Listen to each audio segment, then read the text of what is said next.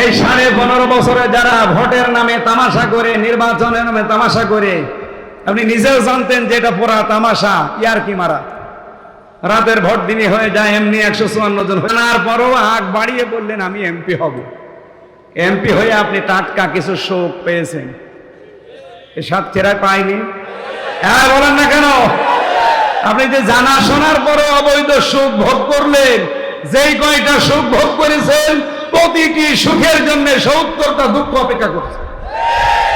এই সাতক্ষীরায় যখন বুলডোজার দিয়ে এই মানুষগুলোর বাড়ি ঘর ভাঙতো, ও ভিডিও দেখতো আর আনন্দ করতো, হচ্ছে।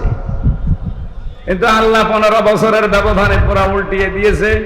ওইটা আযাবুল বুলডোজার নামে নাযিল হয়েছে এই ফেব্রুয়ারির 5 তারিখে।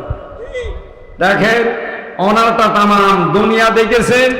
আর আমার মনে হয় এরকম মানুষদের বাড়ি ঘর যারা ভেঙেছে, এই সময় তো শুধু ওই মানুষগুলো হাসত যারা অবৈধ।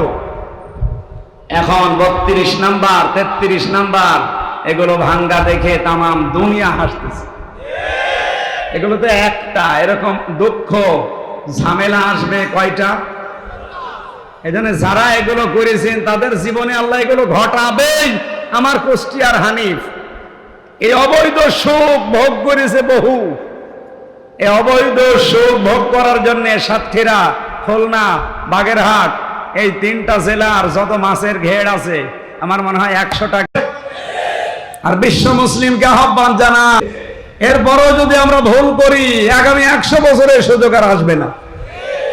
কিন্তু ষড়যন্ত্র থেমে নেই। ডক্টর মোহাম্মদ ইউনূসের সাথে নরেন্দ্র মোদীর বৈঠক হওয়ার পরেই আমরা নতুন এক ষড়যন্ত্রের গন্ধ পাচ্ছি।